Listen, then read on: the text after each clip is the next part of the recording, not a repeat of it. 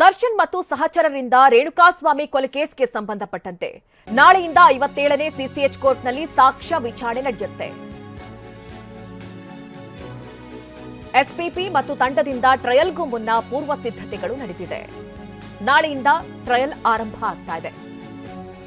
Shed ಸೇರಿದಂತೆ ಘಟನೆಯ ಸ್ಥಳವನ್ನ ಎಸ್ಪಿಪಿ ತಂಡ ಪರಿಶೀಲನೆ ನಡೆಸಿದೆ. ಎಸ್ಪಿಪಿ ಪ್ರಸನ್ನಕುಮಾರ್, ತನಿಖಾಧಿಕಾರಿ ಎಸಿಪಿ ಚಂದನ್, ಸಹಾಯಕ ಎಸ್ಪಿಪಿ ಸಚಿನ್ ಅವರಿಂದ ಸ್ಥಳಗಳ ಪರಿಶೀಲನೆ ಆಗ್ತಾ ಇದೆ. ರೇಣುಕಾಸ್ವಾಮಿ ಶವ ಎಸೆದಿದ್ದ ಸತ್ವ ಅಪಾರ್ಟ್ಮೆಂಟ್ ಬಳಿ ಪರಿಶೀಲನೆಯನ್ನು ನಡೆಸಿದ್ದಾರೆ ಅಧಿಕಾರಿಗಳು. ಇನ್ನು ರೇಣುಕಾಸ್ವಾಮಿ ಕೊಲೆ ನಡೆದ ಪಟ್ಟಣಗೆರೆ ಶೆಡ್ನ ಹಲ್ಲೆ ಸ್ಥಳ, ಹಾಗೆ ರೇಣುಕಾಸ್ವಾಮಿ ಕೈ ಮುಗಿದು ಬೇಡಿಕೊಂಡಿದ್ದಂತಹ ಸ್ಥಳ, ಈ ಎಲ್ಲಾ ಸ್ಥಳಗಳ ಪರಿಶೀಲನೆ ಆಗ್ತಾ ಇದೆ. ಈ ಬಗ್ಗೆ ಹೆಚ್ಚಿನ ಡೀಟೇಲ್ಸ್ ಅನ್ನ ನೀಡ್ತಾರೆ ನಮ್ಮ ಪ್ರತಿನಿಧಿ ಶಿವಪ್ರಸಾದ್. ನೇರ ಸಂಪರ್ಕದಲ್ಲಿ ನಮ್ಮನ್ನ ಜಾಯ್ನ್ ಆಗ್ತಾ ಇದ್ದಾರೆ. ಶಿವಪ್ರಸಾದ್, ಈಗ ನಾಳೆಯಿಂದ ಟ್ರಯಲ್ ಆರಂಭ ಆಗುವಂತದ್ದು, ಅದರ ಜೊತೆಯಲ್ಲಿ ಈಗಾಗಲೇ ಎಸ್ಪಿಪಿ ತಂಡ ಪರಿಶೀಲನೆಯನ್ನ ನಡೆಸ್ತಾ ಇದೆ ಅನ್ನುವಂತ ಏನ್ ಕುರಿತಂತೆ ಅಪ್ಡೇಟ್ ಸಿಗ್ತಾ ಇದೆ ಶಿವಪ್ರಸಾದ್? ಮಧು ನಾಗರಾಜ್, ಬಹಳ ದಿನಗಳಿಂದ ನಿರೀಕ್ಷೆಯಂತೆ ಈಗಾಗಲೇ ಟ್ರಯಲ್ ಶುರುವಾಗ್ತಿರ್ತಕ್ಕಂಥದ್ದು. 57ನೇ ಸಿಸಿಎಚ್ ಕೋರ್ಟ್ನಲ್ಲಿ ನಾಳೆಯಿಂದ ರೇಣುಕಾಸ್ವಾಮಿ ಕೊಲೆ ಪ್ರಕರಣಕ್ಕೆ ಸಂಬಂಧಪಟ್ಟಂತೆ ಸಾಕ್ಷಿಗಳ ವಿಚಾರಣೆ ಶುರುವಾಗುತ್ತೆ.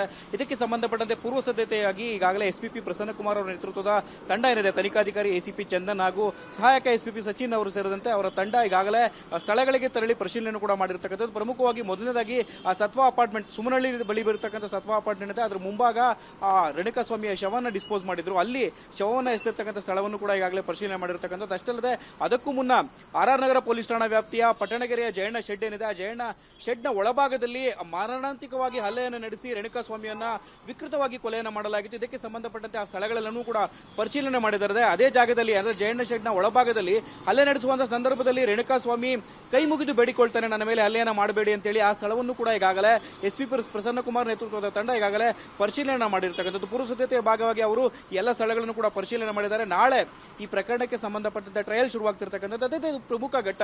ಇಡೀ ಪ್ರಕರಣಕ್ಕೆ ಸಂಬಂಧಪಟ್ಟಂತೆ ಚಾರ್ಜ್ ಶೀಟ್ ಸಲ್ಲಿಕೆಯಾದಂತಹ ಬಳಿಕ ಏನೆಲ್ಲ ಕೋರ್ಟ್ನಲ್ಲಿ ಪ್ರಕ್ರಿಯೆಗಳು ನಡೆಯಬೇಕು, ಎಲ್ಲವೂ ಕೂಡ ಪ್ರಕ್ರಿಯೆ ಸರಾಗವಾಗಿ ನಡೆದಿರ್ತಕ್ಕಂಥದ್ದು. ಇದೀಗ ಪ್ರಮುಖ ಘಟ್ಟ. ಕೇಸಿಗೆ ಸಂಬಂಧಪಟ್ಟಂತೆ ಸಾಕ್ಷ್ಯಾಧಾರಗಳೇನಿದ್ದಾರೆ, ಆ ಸಾಕ್ಷ್ಯಾಧಾರಗಳನ್ನು ಕೋರ್ಟ್ಗೆ ಕರೆತಂದಿದ್ದಾಗಿದೆ. ನಂತರದಲ್ಲಿ ಸಾಕ್ಷ್ಯ ವಿಚಾರಣೆ ಆರಂಭವಾಗುತ್ತೆ. ಕೋರ್ಟ್ನಲ್ಲಿ ಟ್ರಯಲ್ ಶುರುವಾಗ್ತಿರ್ತಕ್ಕಂಥದ್ದು. ಮಧು ನಾಗರಾಜ್, ಇನ್ನು ಶಿವಪ್ರಸಾದ್, ಟ್ರಯಲ್ ಸ್ಟಾರ್ಟ್ ಆಗ್ತಾ ಇದ್ದ ಹಾಗೆ ಮೊದಲನೇದಾಗಿ 8-9ನೇ ಸಾಕ್ಷಿಗಳಾದಂತಹ ರೇಣುಕಾಸ್ವಾಮಿ ತಂದೆ ತಾಯಿ ಅವರನ್ನ ಮೊದಲನೇದಾಗಿ ಟ್ರಯಲ್ಗೆ ಕರೆಸಲಾಗತ್ತೆ ಅಂತ ಹೇಳಲಾಗ್ತಾ ಇತ್ತು. ಈಗ ನಾಳೆಯಿಂದ ಮೊದಲನೇದಾಗಿ ರೇಣುಕಾಸ್ವಾಮಿ ತಂದೆ ತಾಯಿಯೇ ಬರ್ತಾರಾ, ಹೇಗೆ ಶಿವಪ್ರಸಾದ್, ಏನ್ ಡೀಟೇಲ್ಸ್ ಸಿಗ್ತಾ ಇದೆ?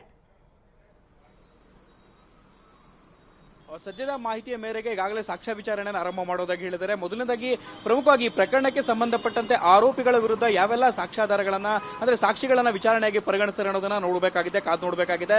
ಪ್ರಮುಖವಾಗಿ ಈ ಮೂಲಕ ಇಡೀ ಪ್ರಕರಣಕ್ಕೆ ಸಂಬಂಧಪಟ್ಟಂತೆ ಸಾಕ್ಷಿಗಳ ಪಟ್ಟಿ ದೊಡ್ಡದಾಗಿರ್ತಕ್ಕಂಥದ್ದು. ಈ ಹಿನ್ನೆಲೆಯಲ್ಲಿ ಸಾಕ್ಷಿಗಳನ್ನ ಕೋರ್ಟ್ಗೆ ಕರೆತಂದು ಅವರಿಂದ ವಿಚಾರಣೆಯನ್ನ ಮಾಡ್ತಾರೆ. ಮೊದಲನೇದಾಗಿ ಪ್ರಕರಣಕ್ಕೆ ಸಂಬಂಧಪಟ್ಟಂತೆ ಆರೋಪಿಗಳ ವಿರುದ್ಧ ಹೊರಿಸಲಾಗಿರ್ತಕ್ಕಂಥ ಏನ್ ಆರೋಪಗಳಿವೆ, ಆರೋಪವನ್ನು ಸಾಬೀತು ಮಾಡೋದು ಪ್ರಮುಖ ಘಟ್ಟವಾಗಿರ್ತಕ್ಕಂಥದ್ದು. ಈ ಹಿನ್ನೆಲೆಯಲ್ಲಿ ಸಾಕ್ಷಿಗಳು ಸಾಕ್ಷ್ಯ ನುಡಿಬೇಕಾಗಿದೆ. ಅಂದ್ರೆ ಇಡೀ ಪ್ರಕರಣಕ್ಕೆ ಸಂಬಂಧಪಟ್ಟಂತೆ ಪ್ರತಿಯೊಬ್ಬ ಏವನ್ ಆರೋಪಿಯಿಂದ ಹಿಡಿದು ಪ್ರತಿ ಆರೋಪಿಗಳೆಲ್ಲರಿಗೂ ಕೂಡ ಆರೋಪಿಗಳ ಮೇಲೆ ಇರತಕ್ಕಂಥ ಆರೋಪಿಗಳಿಗೆ ಸಂಬಂಧಪಟ್ಟಂತೆ ಏನೆಲ್ಲ ಸಾಕ್ಷ್ಯಾಧಾರಗಳನ್ನ ಕೋರ್ಟ್ಗೆ ಸಲ್ಲಿಕೆ ಮಾಡಿದರೆ ಇದಕ್ಕೆ ಸಂಬಂಧಪಟ್ಟಂತೆ ಸಾಕ್ಷ್ಯ ವಿಚಾರಣೆ ನಡೆಯುತ್ತೆ. ಸಾಕ್ಷ್ಯ ವಿಚಾರಣೆ ಕೂಡ ಆರಂಭ ಆಗ್ತಿರ್ತಕ್ಕಂಥದ್ದು ನಾಳೆಯಿಂದ. ಯಾರನ್ನೆಲ್ಲ ಸಾಕ್ಷಿ ವಿಚಾರಣೆಗೆ ಕರೆತರ್ತಾರೆ, ಯಾವ ಪಟ್ಟಿ ಯಾವ ರೀತಿಯಾಗಿ ಕ್ರಮಾನುಸಾರವಾಗಿ ಇದೆ ಅನ್ನೋದನ್ನ ಗಮನಿಸಬೇಕಾಗಿದೆ. Madhu Nagaraj. Okay Shivaprasad, thank you ನಿಮ್ಮೆಲ್ಲ ಡೀಟೇಲ್ಸ್ಗಾಗಿ. ನೀವೇನು ನೋಡ್ತಾ ಇದ್ದೀರಿ ದೃಶ್ಯಗಳು, ಲೈವ್ ದೃಶ್ಯಗಳು. ಈಗಾಗಲೇ ಅಧಿಕಾರಿಗಳು ಸ್ಥಳ ಪರಿಶೀಲನೆಯನ್ನ ಮಾಡ್ತಾ ಇದ್ದಾರೆ. ಒಂದ್ ಕಡೆ ರೇಣುಕಾಸ್ವಾಮಿ ಶವ ಎಸೆದಿದ್ದಂತಹ ಸತ್ವ ಅಪಾರ್ಟ್ಮೆಂಟ್ ಬಳಿ ಪರಿಶೀಲನೆ ಆಗ್ತಾ ಇದೆ. ಹಾಗೆ ರೇಣುಕಾಸ್ವಾಮಿ ಕೊಲೆ ನಡೆದ ಪಟ್ಟಣಗೆರೆ ಶೆಡ್ನ ಹಲ್ಲೆ ಸ್ಥಳ, ಆ ಭಾಗದಲ್ಲೂ ಕೂಡ ಎಸ್ಪಿಪಿ ಪ್ರಸನ್ನಕುಮಾರ್ ಅವರ ತಂಡ ಪರಿಶೀಲನೆಯನ್ನ ನಡೆಸಿದೆ. ಇನ್ನು ರೇಣುಕಾಸ್ವಾಮಿ ಕೈ ಮುಗಿದು ಬೇಡಿಕೊಂಡಿದ್ದಂತಹ ಸ್ಥಳ, ಅಲ್ಲೂ ಕೂಡ ಪರಿಶೀಲನೆ ಆಗ್ತಾ ಇದೆ.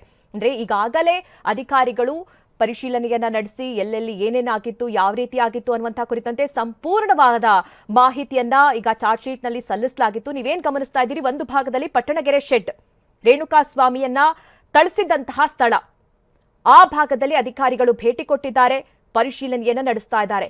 ಯಾವ ಜಾಗದಲ್ಲಿ ರೇಣುಕಾಸ್ವಾಮಿಯನ್ನ ಕರೆತರಲಾಯಿತು, ಅಲ್ಲಿ ಇರಿಸಲಾಯಿತು, ಯಾರ್ಯಾರು ಯಾವ ಸಂದರ್ಭದಲ್ಲಿ ಆತನ ಮೇಲೆ ಕೈ ಮಾಡಿದ್ರು, ಎಲ್ಲಿ ಹಲ್ಲೆಯನ್ನ ಮಾಡಲಾಯಿತು, ಈ ಎಲ್ಲಾ ವಿಚಾರಕ್ಕೆ ಸಂಬಂಧಪಟ್ಟಂತೆ ಅಧಿಕಾರಿಗಳು ಮತ್ತೊಮ್ಮೆ ಪರಿಶೀಲನೆಯನ್ನ ಮಾಡ್ತಾ ಇರುವಂತಹ ದೃಶ್ಯಗಳು. ಒಂದು ಭಾಗದಲ್ಲಿ ಪಟ್ಟಣಗೆರೆಯ ಶೆಡ್ನ ದೃಶ್ಯಗಳು, ಇನ್ನೊಂದು ಭಾಗದಲ್ಲಿ ರೇಣುಕಾಸ್ವಾಮಿ ಮೃತದೇಹ ಪತ್ತೆಯಾದಂತಹ ಸ್ಥಳ, ಅಲ್ಲೂ ಕೂಡ ಅಧಿಕಾರಿಗಳು ಪರಿಶೀಲನೆ ನಡೆಸಿದ್ದಾರೆ.